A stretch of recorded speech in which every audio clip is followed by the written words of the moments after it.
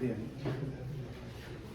Muy bien, pues buenas tardes a todos y a todas. En primer lugar, y como no podía ser de otra manera, agradecer la invitación que he recibido a Nuria, también a Juanjo, y nada, celebrar que se celebren este tipo de eventos, este tipo de iniciativas que creo que son súper interesantes, ¿no? Acercar la ciencia y diferentes áreas del conocimiento a la ciudadanía, ¿no? A cualquier persona que esté interesada en estos temas.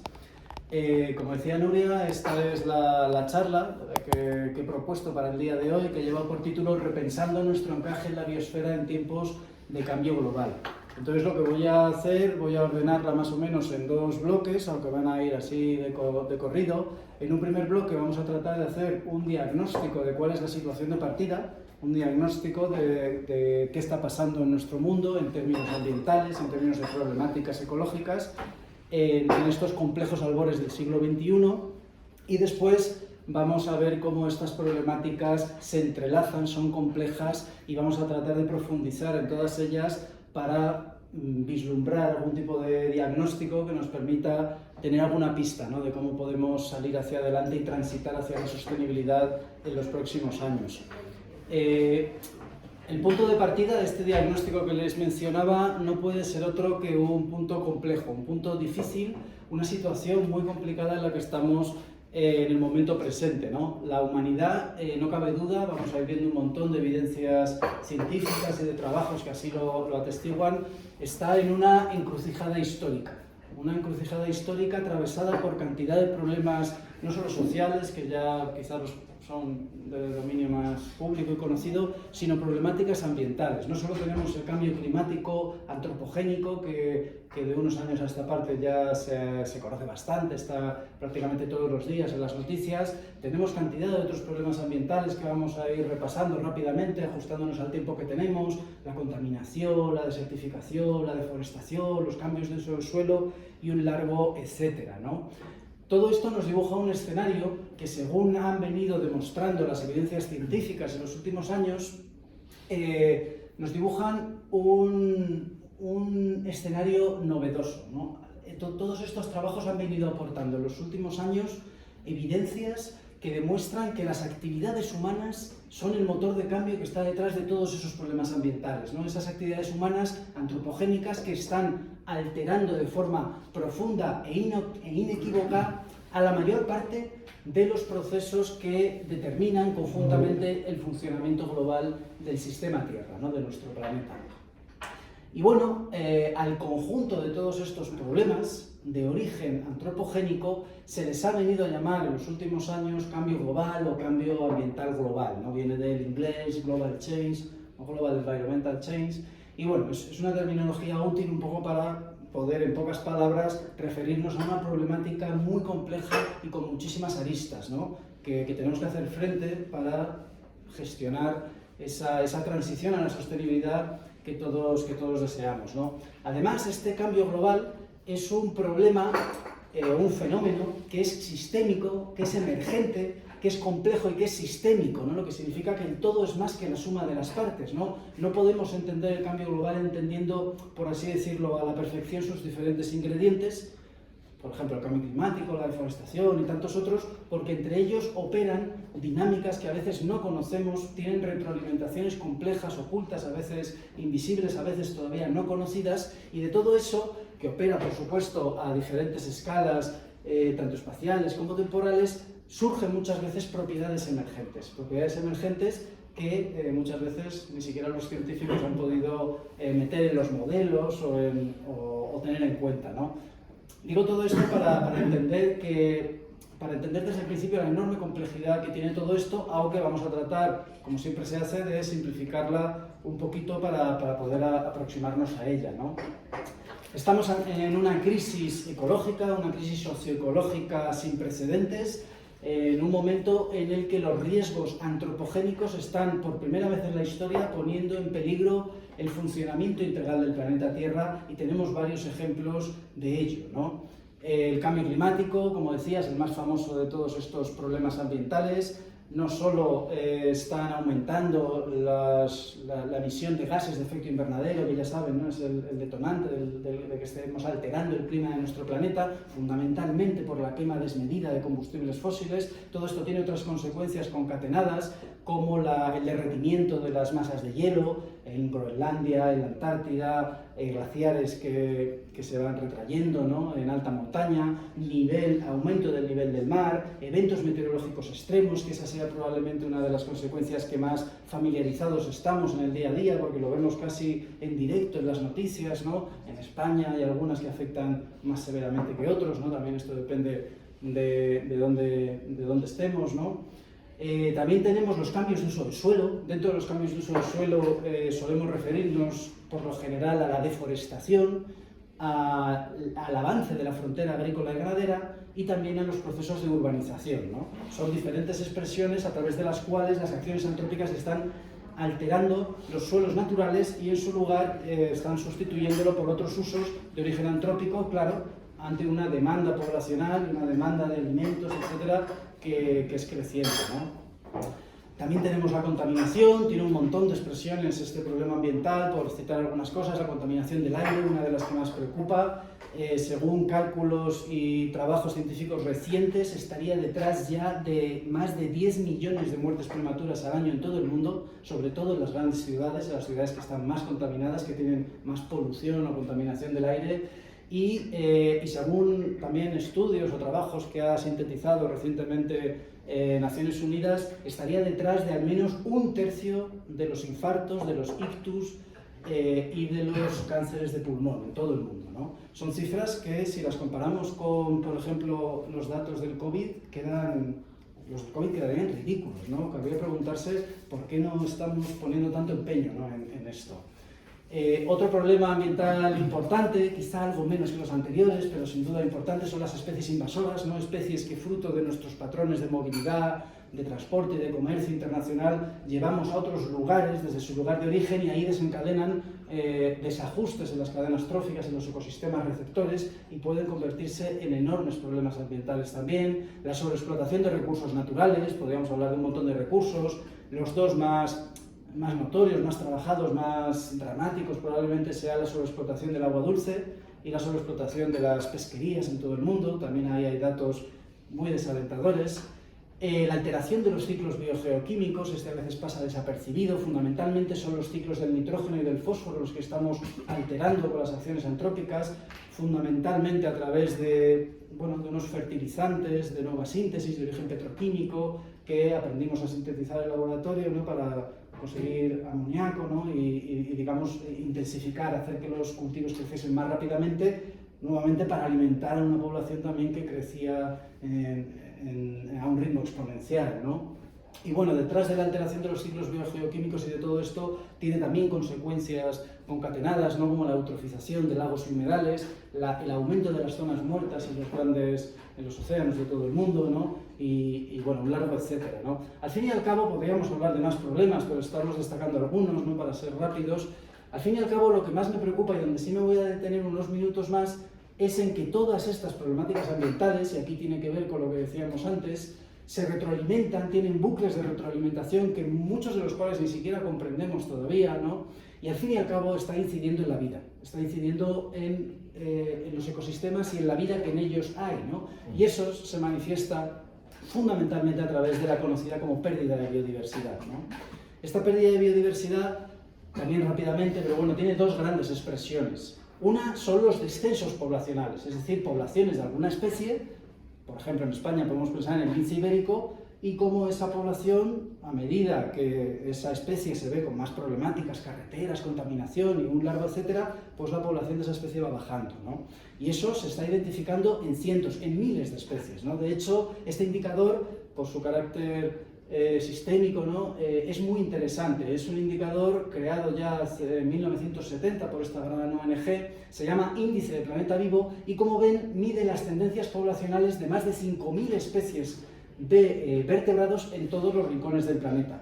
Entonces es bueno, pues con un solo indicador puedo tener un buen diagnóstico de lo que está pasando a la biodiversidad en términos de sus tendencias poblacionales. Y bueno, las noticias, como ven, no son buenas, ¿no? En los últimos, bueno, prácticamente medio siglo ha descendido casi un 70% las poblaciones de vertebrados que han sido monitoreadas en nuestro planeta, ¿no? a nivel global. Hay estudios en paralelo que también contribuyen a este mensaje. En este caso, Allman y colaboradores en el 2017 estudiaron algo similar, pero centrado en los insectos, que suelen quedarse un poco olvidados, ¿no? Y bueno, la noticia, el gran titular de esta investigación, como ven, hemos perdido ya al menos el 75% de los insectos voladores en apenas 3 décadas en el mundo, ¿no? Y esto puede ser incluso más grave a que se extinga una especie, digámoslo así, más carismática, de mayor tamaño, con la que podamos empatizar más, porque muchas veces las funciones ecológicas esenciales que operan en los ecosistemas tienen que ver con protagonistas no tan grandes, ¿no? Que suelen pasar más desapercibidos, ¿no? Imagínense si desapareciesen las abejas o los polinizadores, ¿no? No aguantaríamos probablemente ni 2 telediarios, ¿no? Y otra expresión de la pérdida de biodiversidad es la extinción de especies, ¿no? Es decir, ya cuando las poblaciones de una determinada especie siguen bajando y no se corrigen, llega el punto en el que ya la última pareja reproductora desaparece porque uno de los dos muera y bueno, pues ahí ya estamos ante la extinción de esa especie, es el drama más grande, ¿no? Pues bueno, los datos científicos también son tristes en este sentido. Aquí aparecen 2 figuras muy similares de 2 trabajos científicos recientes que nos muestran cómo la extinción de especies en diferentes taxones, ¿no? En aves, mamíferos, reptiles, aves, peces, etcétera, pues están mostrando tendencias muy preocupantes, ¿no? de aumentos prácticamente exponenciales, ¿no? De hecho, se estima que la tasa de extinción actual es entre 1000 y 10.000 veces superior a la tasa de extinción de fondo, que es la que se calcula en base al registro fósil, ¿no? De miles de años atrás. Es lo que en estas figuras aparece con este sombreado marroncito de ahí, ¿no? Más o menos esto significa que entre 2.000 y 20.000 especies se extinguen cada año, ¿no? Los datos, la horquilla es amplia, yo me inclino a pensar que es una estimación incluso conservadora, pero bueno, en cualquier caso no son buenas noticias, como decía. Estamos los seres humanos, sin lugar a dudas, antropogenizando la biosfera, ¿no? Aunque es un palabrejo un poco complicado y feo, ¿no? Fíjense en este dato que me parece muy relevante. Hace 10.000 años el peso de los animales vertebrados terrestres era el 99% animales silvestres y solo el 1% eran los humanos, ¿no? En apenas el tiempo que ha pasado hasta aquí, que puede parecer mucho, pero en términos geológicos, en términos históricos, es muy poco, le hemos dado la vuelta a la tortilla completamente. Hoy en día, el 1% son los animales silvestres, el 32% sería la biomasa de todos los humanos y el 67% de aquellos animales de los cuales nos alimentamos, básicamente, ¿no? Vacas, cerdos, cabras, ovejas, gallinas y, bueno, y alguno más, ¿no? Entonces la conclusión es esa, ¿no? Homo sapiens y sus especies acompañantes para mantener esos estilos de vida, con esas dietas muy cárnicas, pues representan el 99% de toda esa biomasa, ¿no? Estamos literalmente dejando sin espacio al resto de la vida en el planeta. Y además no solo queda ahí la cosa, esta investigación publicada en Nature hace 3 años era tremendamente llamativa. Lo que hicieron estos investigadores fue medir la biomasa de lo vivo y compararla con la biomasa de lo antropogénico, o sea, aquellas cosas que tienen que ver con lo que los humanos hemos hecho, ¿no? Fíjense, aparecían cosas como el cemento, las gradas, asfalto, metales, ladrillos, plásticos y todo eso, ¿no? Cosas que no existirían, que no existirían en ese formato si no fuese por las actividades humanas. Y lo compararon con la biomasa, lo vivo, ¿no? Plantas, animales, bacterias, hongos, etcétera, etcétera, ¿no? Y fíjense, la conclusión era que desde 2020 la masa tecnologizada, por decirlo así, o la tecnosfera que llamaron, era ya mayor, pesaba más que la biomasa, ¿no? Y fíjense, por tener una idea del ritmo al cual estamos promoviendo todos estos cambios, que a comienzos del siglo pasado, en el año 1900, esa tecnosfera era solo el 3% de la masa total y el 97% restante era biomasa, ¿no? Y hoy en día ya lo ha superado, ¿no? Lo ha superado. Algunos datos que aparecían en este artículo que me parecen muy llamativos. De media, para cada persona se crea, por cada persona, perdón, se crea una cantidad de masa igual a su peso corporal cada semana. Cada semana. Y somos ya más de 8.000 millones de seres humanos en el planeta. Otro dato que me resultó llamativo. De seguir así, en 2040 la masa antropogénica, esa gran tecnosfera, podría ya triplicar la biomasa de la Tierra, ¿no? Desde 2020 lo ha superado, pero es que todo lo que crece exponencialmente nos tiene que poner en alerta, ¿no? Algunos datos más concretos. Por ejemplo, la masa artificial de plásticos es ya del doble de la biomasa de todos los animales que hay en el planeta, ¿no? Y la biomasa de infraestructuras y edificios supera ya con creces a toda la biomasa de todos los árboles y arbustos del mundo, ¿no? Entonces son datos pues, tremendamente llamativos que nos invitan, ¿no?, a hacer una reflexión, que es lo que estamos haciendo aquí, ¿no?, una reflexión sobre nuestras pautas de funcionar en un planeta finito, ¿no?, como el que tenemos. Y bueno, hasta tal punto esto es así que muchos investigadores, sobre todo desde las ramas de la geología, pero no solo, proponen ya incluso que estaríamos en una nueva época geológica. Es decir, el Holoceno habría dado a su fin y estaríamos ya en el Antropoceno, una nueva época geológica en la que los seres humanos estaríamos alterando los procesos biogeoquímicos y biogeofísicos que son esenciales para el funcionamiento del sistema Tierra, ¿no? Es decir, nuestro metabolismo social o socioeconómico, el de Homo sapiens, habría sacado al planeta de su variabilidad natural. Esto es importante, la variabilidad natural, porque nadie debe pensarse que el planeta es estático. Siempre hay cambios, hay glaciaciones, hay periodos interglaciares, ¿no? La clave de todo esto es que las actividades humanas, luego vamos a ver un dibujo, empujan al planeta fuera de esa variabilidad natural y fruto de ello se desencadenan todos estos problemas ambientales, ¿no? Para entender lo que significa esta gran aceleración del antropoceno, esta imagen creo que es muy útil, ¿no? Es un dibujito donde aparece la evolución de la humanidad, en términos tecnológicos y ecológicos, dividido en tres grandes etapas. La primera, que es lo que podríamos llamar Pleistoceno o en el Paleolítico, representó el 99,6% de la historia del ser humano sobre el planeta, y era la fase ecológica de cazadores-recolectores, ¿no? Ahí teníamos muy poco impacto y representó más o menos 50.000 generaciones humanas. Luego vino una fase de un poquito más impacto, la fase a partir de la neolitización, ¿no? Una fase en la que domesticamos animales, domesticamos plantas, nos hicimos agricultores, ganaderos, empezamos a hacer asentamientos más estáticos y cada vez un poco con mayor tamaño, se incrementó un poquito la deforestación, cambiamos un poquito el curso de algunos ríos, ¿no? Pero en muy pequeña escala, ¿no? Pero esto que sucedió en el Neolítico o en el Holoceno representaría solo el 0,38% de nuestra historia sobre el planeta. Y la última fase, que ya por descarte ya ven que sería nada más que el 0,02%, sería esa nueva época geológica que ha sido propuesta del Antropoceno. Digo que ha sido propuesta porque aún está el debate sobre la mesa, ¿no? No hay aún un desenlace de la comunidad científica sobre ello, pero la propuesta es muy sólida, seguro que ya muchos lo habían escuchado, ¿no?, lo del Antropoceno, ¿no? Entonces, ¿qué ha pasado? Que en los últimos 70 años nada más, desde mediados del siglo pasado hasta ahora, los humanos hemos transformado nuestro planeta mucho más rápidamente que en ningún otro periodo de nuestra historia. Y esto nuevamente debería invitarnos a la reflexión.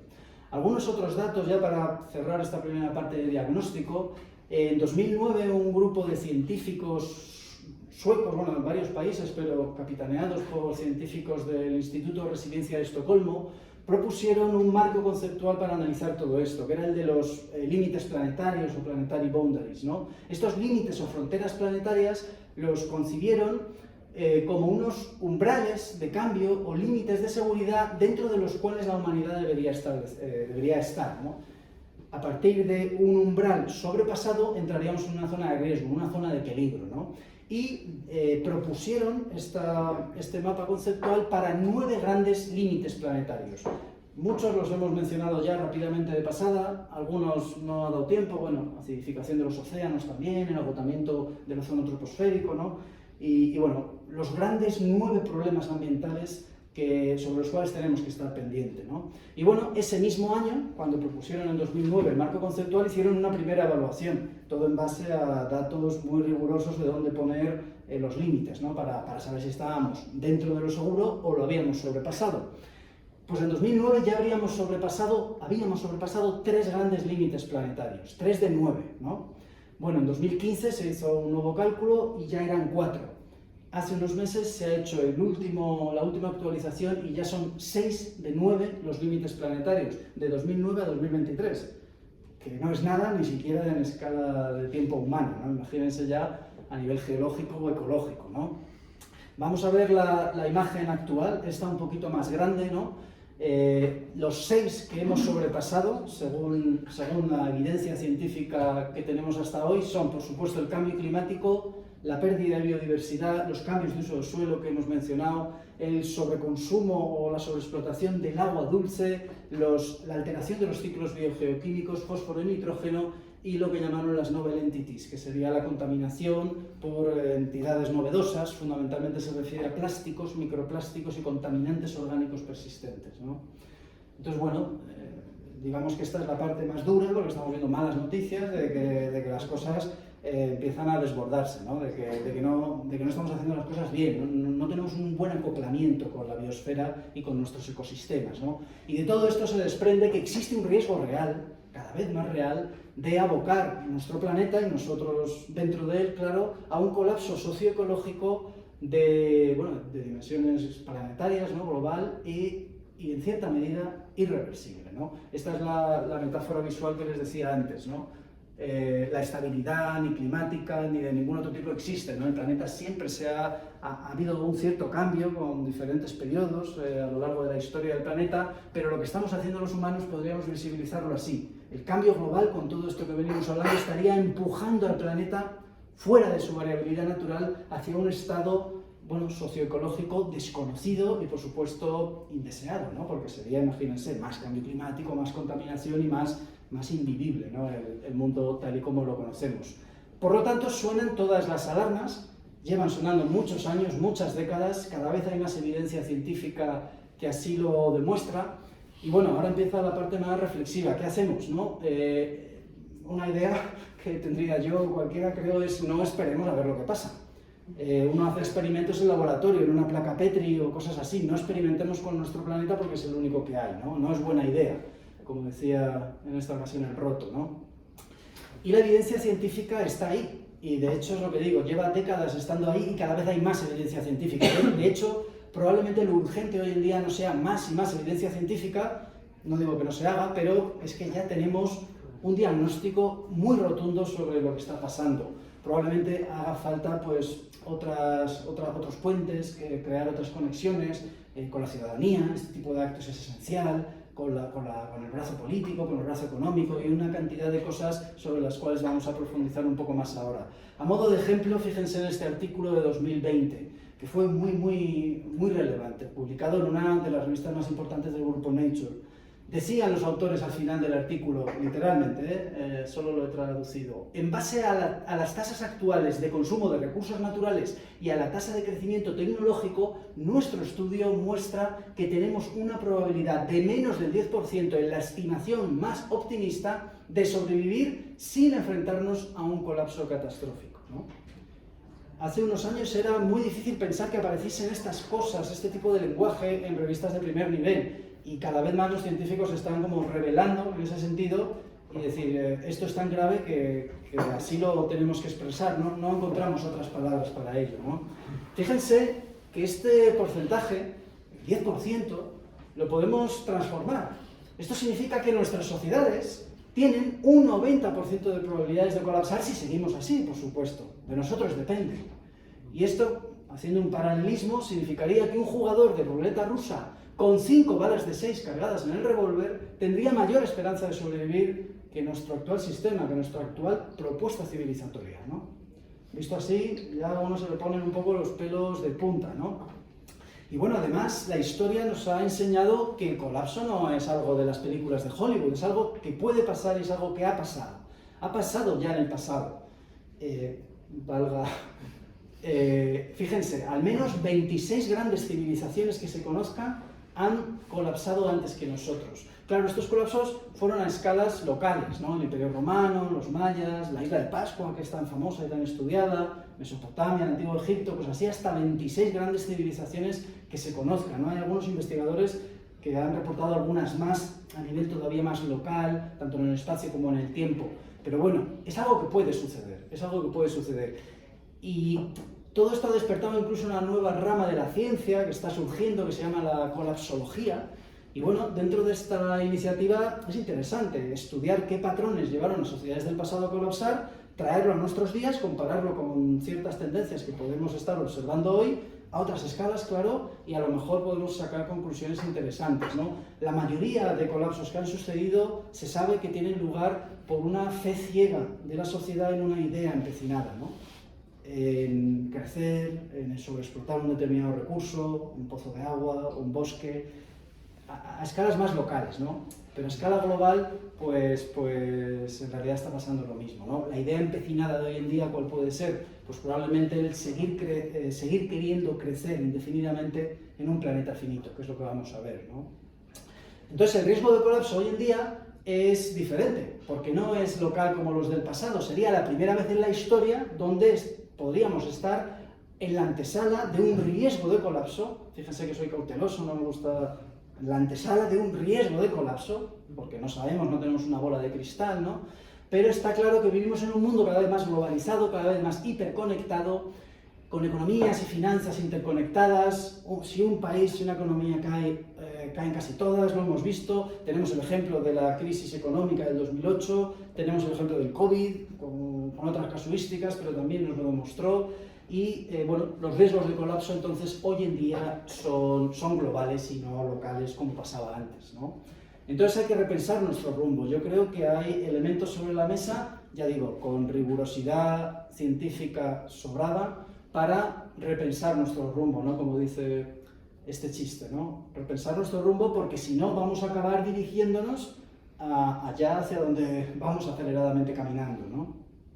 Estamos jugando con fuego, ¿no? Dicho de otra manera, necesitamos, y aquí viene el título de la ponencia de hoy, de esta charla, repensar nuestro encaje en la biosfera para eludir ese riesgo de colapso hacia el cual nos estamos dirigiendo, ¿no? Y, aunque esto es como un paréntesis, realmente no haría falta ni decirlo, pero cuando hablamos de que debemos preocuparnos por el colapso de los procesos ecológicos y de todas estas problemáticas ambientales, es porque nuestra vida depende de ello. No podemos creernos que por mucho que hayamos urbanizado, alquitranado nuestros entornos, somos ajenos a lo que ocurre en los ecosistemas y la naturaleza. Dependemos de ello, ¿no? El bienestar humano es ecodependiente. No solo dependemos de los alimentos, del agua, del aire, que es lo más visible, sino de muchas otras cosas. Nuestro bienestar psicológico también depende de interactuar de forma frecuente con ecosistemas sanos, ¿no? Y bueno, hay una amplia bibliografía a este respecto. Dependemos de la biodiversidad. Ecosistemas sanos debemos tener claro que es sinónimo de sociedades prósperas, sociedades con bienestar, sociedades con resiliencia para seguir habitando amigablemente el planeta, ¿no?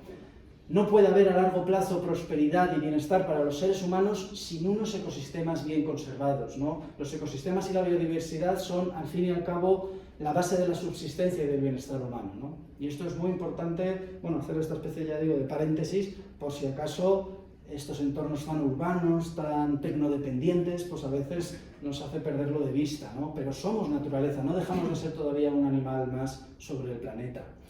Bueno, entonces, ¿cuáles son las causas, ¿no? Lo que decía en la presentación, de intentar hacer un análisis profundo de todo esto, habiendo cerrado ya este diagnóstico. Pues bueno, las causas de todos estos problemas ambientales, del cambio global, de esta situación de antropoceno, muchas veces la gente pone el foco en esto y dice, bueno, pues los gases de efecto invernadero que están aumentando exponencialmente, nitrógeno en zonas costeras, pérdida de biodiversidad, deforestación, acidificación de los océanos y largo etcétera, ¿no? Esto no son las causas, son los efectos o las consecuencias, ¿no? Y cada vez más investigaciones científicas así lo detectan, ¿no? Las causas reales están en otro tipo de indicadores que tienen tendencias todavía más exponenciales de crecimiento en las últimas décadas, lo que aparece en naranja a su izquierda, ¿no? Indicadores, por ejemplo, como la población mundial, tanto general como urbana, el PIB global, el tamaño de la economía global, consumo de agua, de energía, de papel, de fertilizantes, de transporte internacional, de turismo. Fíjense en esas tendencias exponenciales de las gráficas en color naranja, ¿no? Y todas ellas se disparan a partir de la línea punteada, que es mediados del siglo pasado, 1950, que es cuando los investigadores que han propuesto lo del antropoceno emplazan el inicio del antropoceno con el fenómeno conocido como gran aceleración, ¿no? Entonces, lo importante es entender que el verdadero detonante de todos estos problemas ambientales, porque si queremos darles solución hay que diagnosticarlos bien, y ese verdadero detonante está a la izquierda, son causas socioeconómicas y lo otro son respuestas planetarias, ¿no? Es como si te mide el doctor la fiebre. Bueno, no vale, ¿qué me está causando la fiebre? No tengo que ir a la raíz del problema. El sistema biofísico responde siempre de forma paralela a los cambios que los humanos vayamos haciendo en el sistema socioeconómico. Es además de sentido común, ¿no? Entonces, las verdaderas causas del cambio global y de todos estos problemas ambientales las encontramos en el crecimiento exponencial del sistema socioeconómico mundial. Ese crecimiento exponencial que sobre todo en las gráficas naranjas se ve nítidamente, ¿no? Y eso de crecimiento exponencial es lo que decía antes, nos tiene que poner de uñas, nos tiene que poner en alerta. ¿Por qué? Porque el planeta no crece, ¿no? Entonces, esa es una de las, digamos, del análisis, creo, más importante que vamos a sonsacar, espero, de esta charla, ¿no? Fíjense que algunos investigadores también recientemente empiezan a visibilizar esto con pelos y señales en revistas de primer nivel. En este caso, Oteros y colaboradores diagnosticaron cómo el crecimiento económico es realmente el detonante que mejor explica la pérdida de biodiversidad en todo el mundo. Un detonante que opera en fases intermedias a través de un incremento de materiales y energía. Claro, más crecimiento económico requiere más materiales, más hierro, más níquel, más cobre, más energía de todo tipo. Luego se manifiesta en todos esos problemas ambientales que hemos visto, cambio climático, especies invasoras, cambios de uso del suelo, y al final todo desemboca en lo mismo, en amenazar la vida misma sobre el planeta Tierra, ¿no?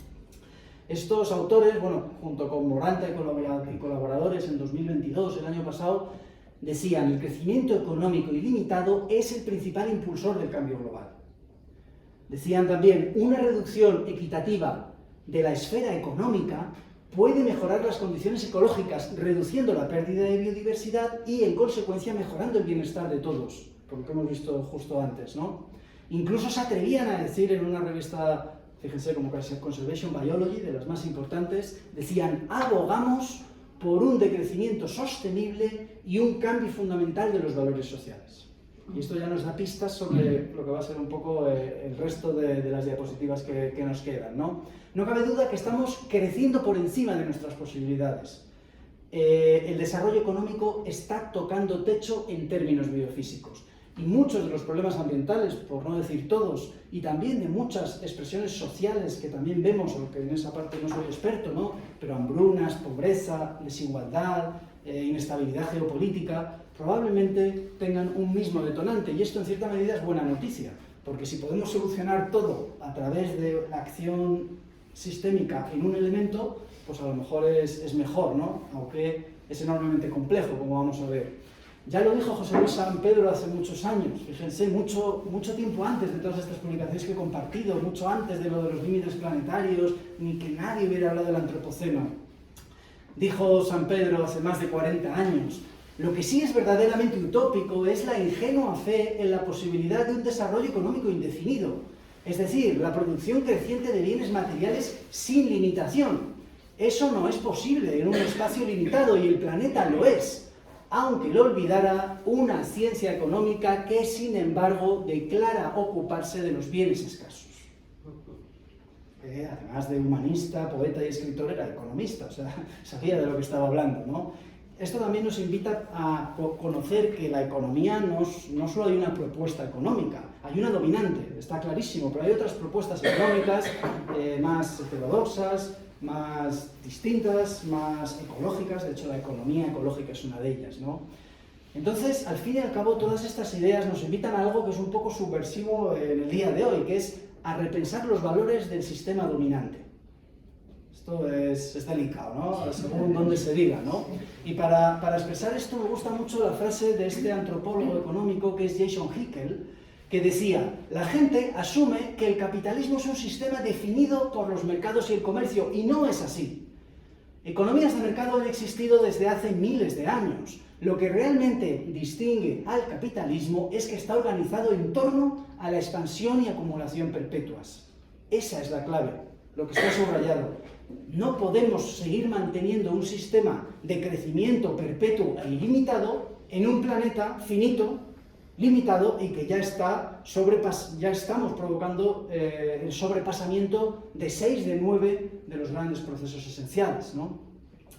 Aún así, esto es como una de cal y otra de arena, aún así las propuestas dominantes, no hay más que ver las noticias, ayer mismo por ejemplo, con lo de la COP28 y bueno, y tantos otros ejemplos, la propuesta dominante sigue siendo esta idea del crecimiento sostenible, del capitalismo verde, del consumismo verde, hay cantidad de coletillas ahí, ¿no? Incluso los conocidos Green New Deals, ¿no? Que son un poco los que están articulando las nuevas políticas en Occidente. Incluso los famosos ODS o de la Agenda 2030, que todos habrán visto seguro, pues el objetivo 8 de 17 que son, el objetivo 8, sin pelos en la lengua, dicen que el objetivo es el crecimiento económico.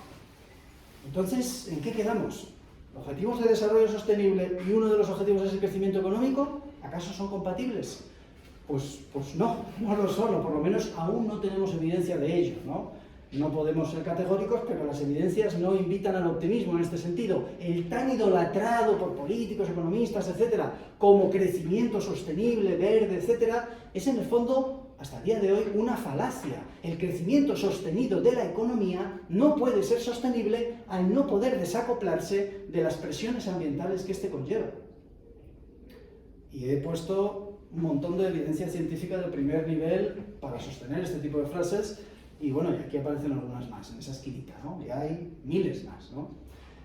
Es una cuestión física, al fin y al cabo. Es una cuestión física. Nada puede crecer exponencialmente sobre un espacio finito que no crece. Es de sentido común, yo creo, ¿no?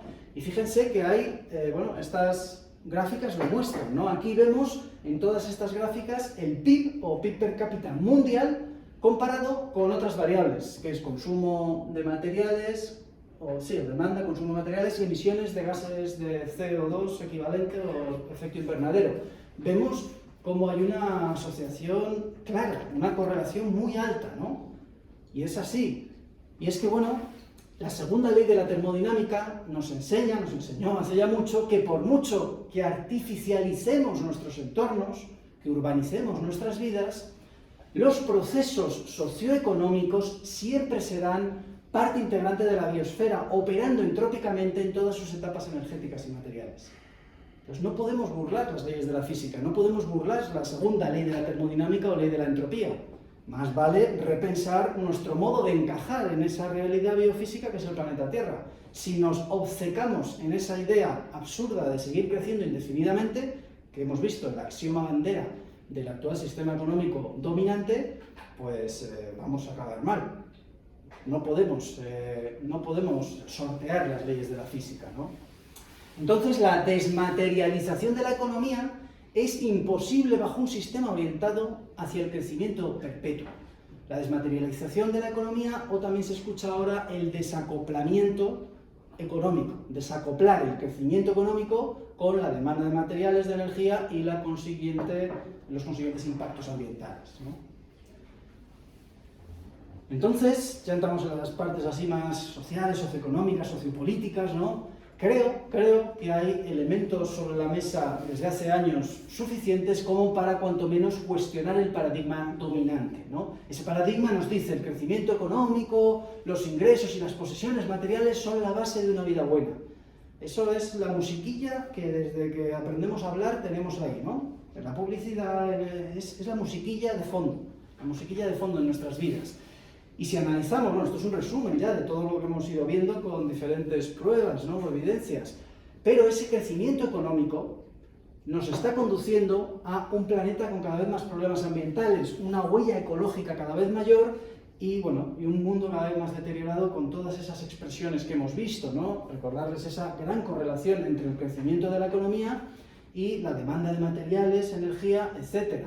Y si el planeta se nos está degradando y deteriorando, los ecosistemas y su biodiversidad, como hemos visto, y convenimos en que necesitamos todo eso para poder construir vidas sanas, como hemos visto antes con esta pirámide de naipes, pues entonces hemos dado la vuelta a la tortilla. El crecimiento económico ya, fíjense, no era la cara sonriente de antes, sino que tenemos una cara más triste. Lo que pasa es que aquí hay un desfase, un desacoplamiento temporal. No lo estamos viendo, empezamos a verlo, creo yo, pero si seguimos así, quienes van a sufrir las mayores consecuencias van a ser las siguientes generaciones, no cabe duda. Entonces urge reconocer que la concepción capitalista, consumista del bienestar, amparada en ese cuanto más mejor a toda costa, está en el origen de la actual crisis ecológica y me atrevería a decir, aunque ya no es mi campo de conocimiento, que también en cierta medida social. Y hay evidencia científica en ambos lados bastante abundante, ¿no? La parte social se estaría manifestando en forma de unas desigualdades sociales cada vez mayores, las conseguimos revertir hasta 2014 creo, fue como un espejismo y ahora otra vez están fatal, tanto dentro de cada país como internacionalmente. Ahí podríamos meter temas de hambrunas, pobreza, enfermedades curables que no se curan y temas geopolíticos si quieren, y los problemas ambientales, que es lo que hemos venido repasando fundamentalmente, un mundo con cada vez más degradación ambiental. Entonces, ¿qué sentido tiene, no? ¿Cuál es el sentido? Debemos repensar los valores imperantes. Al fin y al cabo es un desafío muy filosófico, ¿no? Para eso, y ya estamos terminando, hay una propuesta la cual me gusta utilizar para aterrizar esta idea, ¿no? Es un trabajo de un economista, además un economista tirando al clásico, que fue en mediados de la década de los 70. Se llamaba Richard Easterlin y él lo que propuso fue comparar para todos o muchos países esas dos variables que ven en pantalla. Aquí aparece el PIB per cápita, los ingresos medios de cada país, y en las orden ordenadas aparece el porcentaje de personas que se autodeclaran muy o bastante felices, ¿no? Entonces un poco era el planteamiento de ¿da el dinero la felicidad o no? Porque si no, a lo mejor hay que repensarlo todo, ¿no? Y fíjense que la ordenación de todos los países dio esta nube de puntos, ¿no? Cada punto es un país. Y de aquí se desprende una especie de línea de regresión que, como ven, tiene una función como de saturación, una asíntota, que nos permite cuestionar realmente esta idea. Entonces, de estos análisis y de muchos otros que se hicieron después, porque ha sido tremendamente replicado y actualizado estos estudios, desprendemos que hay una primera parte, que sería la parte inicial, la parte que está en esa elipse azul, donde ahí el crecimiento económico, si quieren, sí estaría justificado, porque se invierte en lo más importante. Entonces, cuando países que casi no tienen nada, le das algo más de crecimiento económico, lo invierten en mejorar su alimentación, tener agua potable, tener saneamiento en casa y tener directamente un hogar, ¿no? Y eso sí se traduce en vidas más satisfactorias, claro que sí. Pero hay otra parte de la gráfica, que sería la elipse rosada, donde la relación de proporcionalidad entre estas dos variables desaparece por completo. Es lo que se suele llamar la saturación monetaria del bienestar. A partir de aquí, más ingresos ya no significan que mi pueblo, que mi población tenga vidas más satisfactorias. Y no pierdan de vista, más ingresos significa más capacidad de consumo, más demanda de materiales, de energía, cambiar de móvil cada menos meses, cambiar de coche cada menos años, etcétera, etcétera. Y eso es lo que es ese detonante de todos estos problemas ambientales que hemos visto, ¿no? Y bueno, pongo ahí esa gráfica que la posté ya varias veces para no perderlo de vista, pero hay cantidad de trabajos que así lo han venido demostrando, ¿no? Además de estos trabajos se desprende algo interesante, y es que a partir de un determinado umbral, el incremento de los ingresos ya no contribuye a mejorar el bienestar de las personas. Pero es que aquí hay una horquilla grande según los autores, pero se puede calcular. Es decir, se puede ver a partir de qué umbral de ingresos anuales per cápita y por persona en paridad de poder adquisitivo, claro, digamos que la tendencia cambia, que sería lo que representa esa línea punteada de ahí en vertical, ¿no? Entonces, el gran mensaje que se desprende de todos estos trabajos, que como digo, llevan ya décadas actualizándose y revisándose, es que una vez que las necesidades más básicas han sido ya cubiertas, el aumento indefinido de los ingresos y del consumo tienen un efecto casi indetectable sobre el bienestar humano. Casi indetectable. Entonces, bueno, a todos nos vendría una idea a la cabeza, ¿no? Quizás lo que habría que hacer es que estos de aquí consuman un poco menos, sin hacer renuncias importantes al bienestar, para que estos de aquí, que apenas llegan a las 3 comidas al día y tienen una esperanza de vida que no llega a los 40, 45 años en muchos países, puedan subir de ahí. Es decir, lo ideal sería una confluencia de todos los países en la esquina superior izquierda. Pues bueno, eso ya ha sido propuesto y aquí empieza a brotar un elemento importante, que es la justicia social, que hasta hace poco era como algo distinto a la sostenibilidad ecológica, pero cada vez más investigadores proponen que son dos caras de una misma moneda. No podemos aspirar a resolver los problemas ambientales de nuestro tiempo si es a partir de ahondar en las grandes injusticias que tenemos. Debemos avanzarlas en paralelo, ¿no? Entonces, bueno, algunos autores decían $1000 hacen más por el bienestar de una familia pobre que por el bienestar de una familia rica. Es decir, si a una familia rica de, por ejemplo, Dinamarca o Suecia o Estados Unidos, yo le quito $1000 y se la doy a una familia de Zimbabue, pues el bienestar que pierde, que a lo mejor pierde algo de bienestar, puede ser el bienestar que pierde la familia rica de Dinamarca, es mucho menor que el bienestar que gana la familia pobre de Zimbabue, obviamente. Entonces de ahí se desprende que el bienestar medio del mundo tenderá a ser mayor cuanto más repartida esté la riqueza. Y esto, repito, tiene nexos muy importantes con la sostenibilidad ambiental. Vamos a verlo, ¿no? Por lo tanto, el objetivo como humanidad debería ser reducir los problemas ambientales, pero ir caminando hacia un porvenir justo y sostenible, ¿no? Algunos autores sostienen que trabajar por ese mundo más justo y sostenible significa forzosamente trabajar por un decrecimiento del norte y por una reorganización total del sistema socioeconómico mundial. Fíjense que son nuevamente palabras muy malsonantes en según qué cenáculos nos encontremos, ¿no? Y también por una reorganización de los valores culturales subyacentes.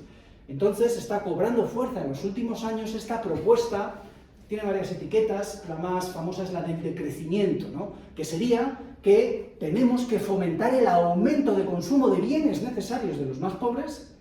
Ahí sí que tiene sentido el crecimiento económico y el consumo porque se emplea en lo más fundamental, pero obviamente en un mundo finito tenemos que hacerlo paralelamente al decrecimiento de los más ricos, es decir, que esos países, sociedades, desciendan sobre todo en bienes superfluos, Es decir, las necesidades humanas fundamentales tienen que estar garantizadas para todos y a partir de ahí ya pues empezamos a hablar, ¿no? Pero haciendo esto podríamos, digamos, resolver de un plumazo, con la complejidad que tiene, los dos grandes problemas de nuestro tiempo, los de ámbito ecológico y los de ámbito social, ¿no? Y bueno, ahí también les pongo bibliografía que así lo demuestra, ¿no? Entre lo suficiente y lo no demasiado. Eso sería la clave, ¿no? El mesotés aristotélico, ¿no? El justo medio, ¿no? Y es que en la biología sabemos desde hace muchos años que cualquier sistema complejo colapsa cuando recibe insuficiente energía, pero también colapsa cuando recibe excesiva energía. Podemos morir de hambre o morir de no parar de comer, claro. Y esto también pasa con las sociedades, ¿no? Por lo tanto, una confluencia hacia ese circulito verde es a todas luces deseable, es digno, es ético y además nos reportaría un mundo más sostenible, ¿no? En un planeta finito, luchar en favor de la justicia social y de la sostenibilidad ecológica supone en realidad luchar contra la riqueza excesiva, decía en esta versión la admirada Yayo Herrero, ¿no? Bueno, entonces esa confluencia socioecológica es posible, ¿no? Y además lo que decía, nos permitiría revertir los dos grandes problemas que azotan a nuestro planeta y poder hablar de justicia socioecológica. Es decir, frenamos las desigualdades, la pobreza, las hambrunas, entonces tenemos un planeta que podamos etiquetar de justo socialmente y también la justicia ecológica, en el sentido de poder reencontrarnos dentro de los límites planetarios, dar varios pasos hacia atrás y no sobrepasar ninguno de esos grandes 9 límites que veíamos antes, ¿no? La propuesta del decrecimiento, al fin y al cabo, nos viene a decir que ninguna transición ecológica que no abrace el descenso energético y material, sobre todo de de los más pudientes, de los más adinerados, podrá llevarnos a la sostenibilidad. Y bueno, esto significa aceptar los límites planetarios, que ya lo he mencionado alguna vez en la charla, ¿no? Es algo muy sencillo, es algo de sentido común. Yo creo que cualquier niño de 10 años lo entendería, ¿no? No es posible mantener un crecimiento socioeconómico dentro de una biosfera que es finita. Yo creo que no solo lo entiende cualquier niño, sino que es algo que como sociedad hemos tenido muy presente hasta hace muy poquito. De hecho, hoy en día, culturas ancestrales y originarias lo siguen teniendo muy presente, ¿no? Cualquier contenedor limita el contenido. Entonces, habría que visibilizar el encaje de la economía y de la sociedad en la biosfera, que es un poco el título de la charla, como esas muñecas rusas que unas están dentro de otras, ¿no? La economía, al fin y al cabo, es una herramienta que hemos creado para vivir mejor, pero no puede apoderarse de nuestro destino, ¿no? Es decir, la economía debe estar al servicio de las personas y también de la salud de los ecosistemas, y no las personas y los ecosistemas al servicio de la economía, que es lo que parece que opera hoy en día, ¿no? Debemos reaprender a vivir bien dentro de los límites ecológicos del planeta. Sencillo, de sentido común, y esa es la clave. No digo que sea fácil, ¿no? Pero digo reaprender, porque es algo que hemos perdido de vista en los últimos 70 años, pero realmente lo teníamos presente y lo hemos hecho bien durante muchísimos años. Hay que retomar esa idea fundamental. Y ya para terminar, es un desafío cultural, yo creo, un desafío ético, un desafío moral. Yo creo que las evidencias científicas, he puesto algunas, yo creo que están ahí ya, llevan décadas ahí, y ahora lo que hay que hacer es actuar, ¿no? Hay que actuar pues, como ciudadanos responsables, con este tipo de actos es una muy buena iniciativa, y bueno, exigir a aquellos que toman las decisiones, a nuestros gobernantes, a cualquier tipo de gobernanza, desde el presidente de mi comunidad de vecinos hasta cualquier otra escala, ¿no? Y debemos entender que no podemos seguir en esta vorágine donde lo urgente no nos está dejando ver lo importante, ¿no? No podemos seguir con esos niveles de consumo y de crecimiento, ¿no? Ese bienestar económico o economicista, ¿no? Que nos invita a consumir, ¿no? Hemos salido del Black Friday, estamos hasta aquí y ahora la Navidad. Luego, ¿qué? No sé qué es lo siguiente, el Día del Padre o de la Madre, y estamos metidos hasta el cuello en impulsos consumistas, ¿no? Y eso no nos da bienestar, y eso también está bastante demostrado por sociólogos, antropólogos. Las verdaderas fuentes del bienestar son más bien de tipo socioecológico. Caminar de ese bienestar económico en el que hemos estado a un bienestar socioecológico puede ser una de las claves de los próximos años. Más amigos, más relaciones sociales, más contacto con la naturaleza, más cultura, más arte, todo eso puede crecer indefinidamente sin tener impacto ambiental. Y son verdaderos focos duraderos de bienestar, no como la emoción de abrir un nuevo regalo que a lo mejor ya es el quinto jersey o el quinto pantalón, ¿no? En fin. Bueno, con esta idea de Víctor Hugo, que creo que es muy poderosa y que va a estar cada vez más presente en nuestros días, pues nada, les doy las gracias por su atención.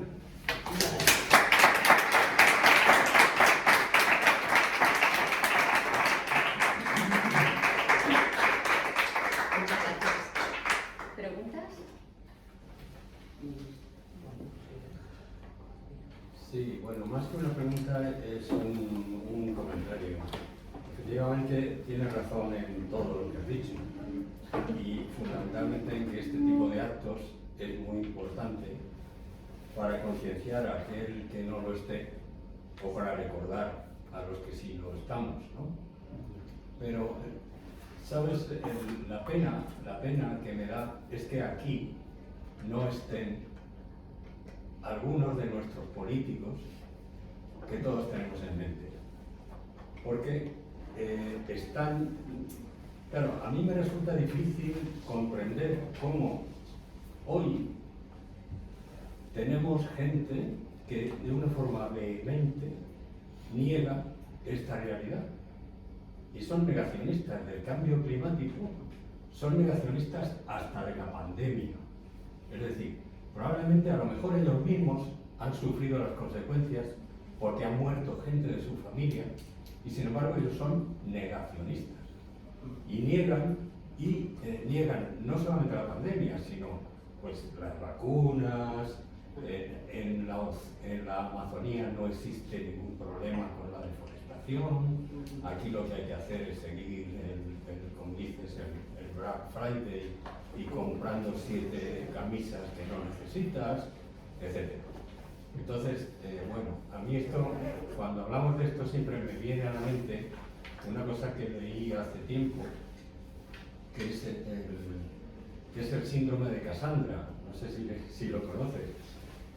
Casandra es una persona que recibió de Apolo la virtud, digamos, o el bien, de adivinar el futuro.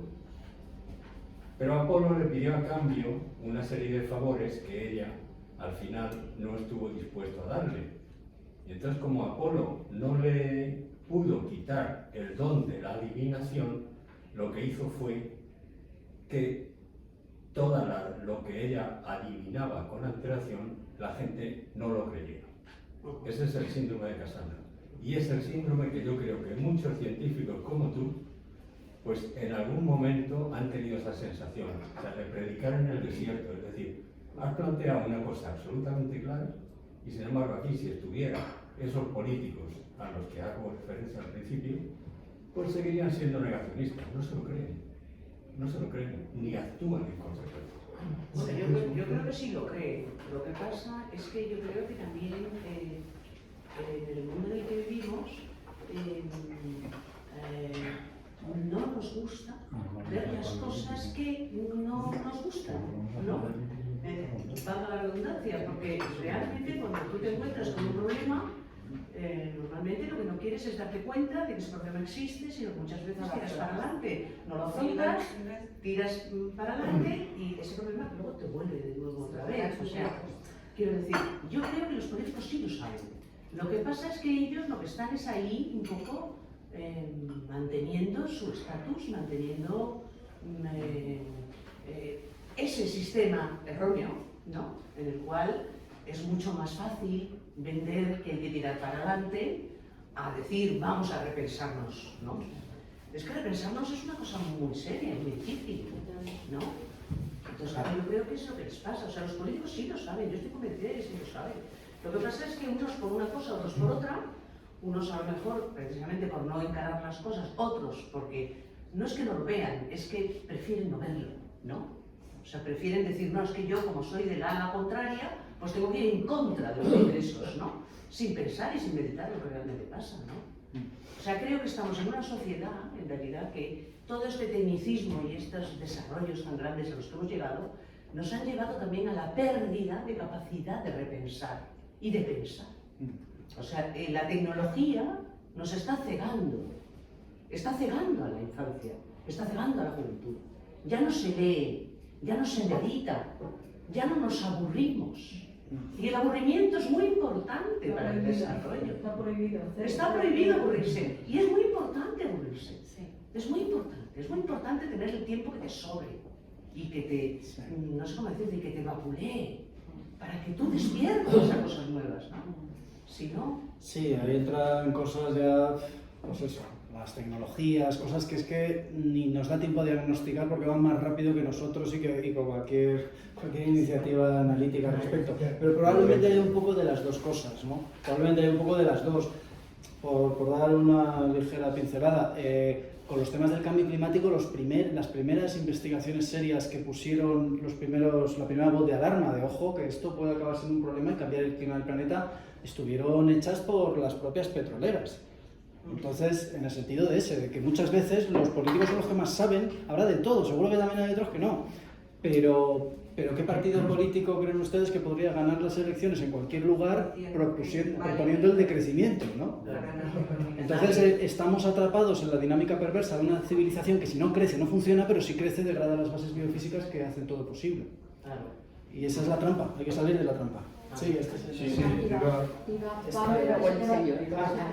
Primero darte las gracias porque lo has expuesto muy claramente, entonces pues muy bien, muy claro. Yo no estoy de acuerdo totalmente con el discurso de aquí, estoy mucho de acuerdo, pero echar la culpa a los políticos es como echársela a alguien que no está aquí. Entonces todos tenemos nuestro cupo de culpa, eso lo creo, y claro, los políticos es fácil, es cómodo, nos vamos de aquí, nos vamos a culpar y no está. Yo no estoy tan de acuerdo, pero pero estamos repensando, pues para lo que venía el ejercicio, así que me parece muy bien. Luego, por otra parte, aquí hay una cosa que lo has lanzado mucho tu discurso, que me ha parecido bien, la parte socioeconómica. Pero hay una cosa clave en biología, yo también soy biólogo, y que no lo he visto o no lo he desarrollado tanto, que es, lo has dicho, pero no lo has desarrollado, que es los miles de millones que somos. Claro. Esta es una parte de la variable fundamental en todo Bueno, lo que lo has dicho. decía Porque... en las gráficas esas naranjas, había 2 de población, como ha aumentado exponencialmente. Pero es todo. O sea, si tú reduces la población, que no estamos dispuestos a hacerlo, entonces reduces muchísimo del problema. Pero no todo. No. Claro, si dejas a más solamente a los países ricos y decrecen los otros, pues no, claro, es en todo. Entonces, en conjunto, es una variable muy importante que yo creo que habría que poner e insistir mucho. Sí. Pero a ver quién dice que no, qué país no va a crecer. Porque el problema ya encontrarse con la economía, que si no creces te quedas atrás. Y entonces ya no es competitivo y demás. Entonces, ese es el problema. Entonces, vuelta a los políticos. Los políticos no ponen eso porque nadie quiere eso. Todo el mundo quiere seguir y seguir creciendo.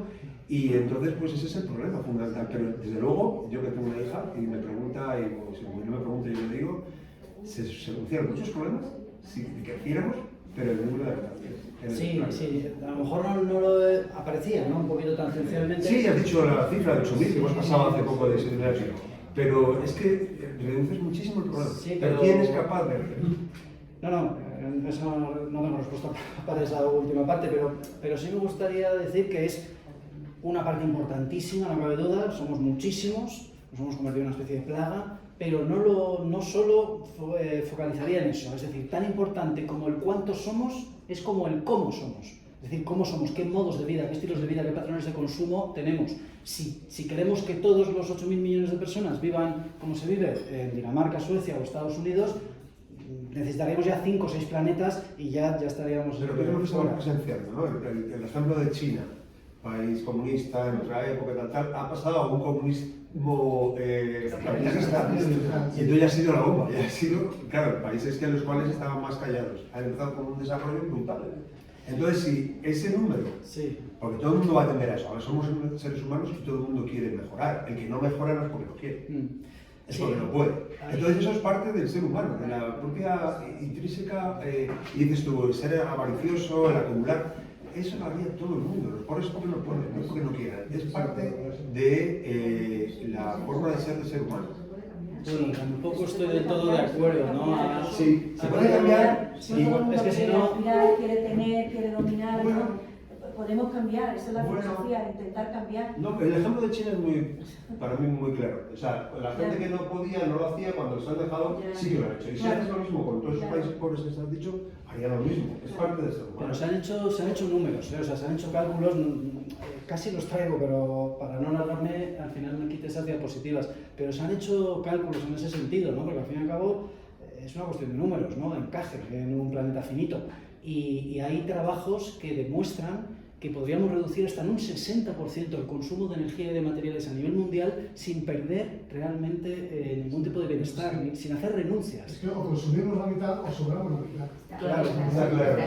claro. Creo que debe haber un orden, ¿no? Sí, pero bueno, por terminar, ¿no? En estos estudios decía eso, ¿no? Decía que incluso las naciones más ricas podrían reducir hasta un 90%, es decir, en España, en Europa, podríamos reducir un 90% nuestro consumo de energía y materiales y por lo tanto todo este detonante de problemáticas ambientales sin grandes renuncias de bienestar. No pensemos que significa volver a las cavernas o esas cosas que a veces se nos acusan, ¿no? Significa poner la prioridad en otros lugares y eso, en vez de tener un segundo o tercer coche, una casa en la playa y viajar en avión en agosto a las Bahamas, pues a lo mejor cultivar la lectura, el arte, los amigos, paseos por la naturaleza, que está demostrado que da más bienestar duradero, ¿no? que lo primero. Sí. El factor primordial es el tipo de economía. Los políticos no pintan absolutamente nada, son correas de transmisión de los poderes económicos. Efectivamente. Los poderes económicos, la única manera de quitarlos del medio es una revolución. Nada más, no hay otra. No hay otra. La ilustración en el siglo XVIII condujo a una revolución que operó un cambio. La nobleza le cortaron la cabeza. Aquí, a los grandes inversores de todo el mundo, pues no lo digo porque si igual me meten en la cárcel, pero la única manera es esa, no hay otra. No hay otra. Si no, vamos al colapso. O la gente hace una revolución Y la revolución tiene que ser obligatoriamente sangrienta y durísima, o si no, nos vamos al colapso. No hay otra. Cualquier otro pensamiento es Funcionan las guerras. Las guerras funcionan también. ¿El qué? Que la guerra también. No, las guerras no son la solución. Bueno, pero Las guerras son la consecuencia del tipo de economía que tenemos. La revolución es otra cosa. Bueno, completamente distinta. pero a través de las guerras también se busca la reducción de población, ¿no? Se reduce, yo tuve a la población, sí. Disminuye. Tenías una pregunta de si hay algún estudio de un nuevo modelo de consumo que la gente joven, por ejemplo, se ve más, no sé, más partidaria a lo mejor a hacer un turismo rural, o sea, si hay un cambio de tendencia en los consumos o seguimos exactamente igual o, por ejemplo, no sé, se me ocurre regalarle a una amiga pues que he plantado 5 árboles en tu nombre, ese es tu regalo y ya está. Eso Bueno, esas cosas Sí, existen, más que antes, probablemente insuficientes. Sí, existen, pero vamos, no es que estamos llegando tarde y necesitamos un cambio de velocidad y de dimensiones muy bestia, ¿no? Pero es que entonces solo queda la revolución del Señor. Claro. A ver, yo creo O la que... guerra. Pero yo creo que la revolución, yo creo que la revolución posible es la educación. En el sentido de la concienciación a los niños, que son en realidad el germen del futuro, de cuáles son los mensajes que tú quieres que les lleguen. Por eso preguntaba si se ha observado ya un cambio de tendencia o no. Pasa una cosa, yo creo que el capitalismo básicamente lo que ha hecho ha sido manejar a través de la educación esos fines que de alguna manera quería, que era que la economía en realidad dominara al hombre en lugar de el hombre dominar la economía, ¿no? Claro. Entonces, claro, ¿qué pasa? Que si tú llevas de repente 70 años imbuyendo a una población en un tipo de educación, en un tipo de mensaje, esa persona lógicamente no va a tener la capacidad de por sí misma ser crítico. O sea, tú tienes precisamente que hacer que en la escuela haya el espíritu crítico, que los niños aprendan a hablar entre ellos, que aprendan a empatizar con los sentimientos de los demás, ¿no? Entonces, a partir de ahí, a lo mejor realmente puedes cambiar algo. Ahora, si seguimos un poco en el mismo modelo de escuela, Pero no da de los niños no da sentados... tiempo a los que están naciendo ahora, pues, o ha habido un cambio ya o... No, a ver... Bueno, sí, sí da tiempo, no. Claro. Siempre hay el peligro que en estas charlas o en estos debates surja el derrotismo, ¿no? Claro. Y es muy peligroso. De hecho, hay antropólogos que trabajan en cómo comunicar estos mensajes sin que quede luego ese pozo. Y es muy difícil, porque si haces un diagnóstico certero de la realidad y la realidad es como es, pues te dicen que eres catastrofista, pero no, es que ese es el realismo que tenemos lamentablemente, hasta aquí hemos llegado.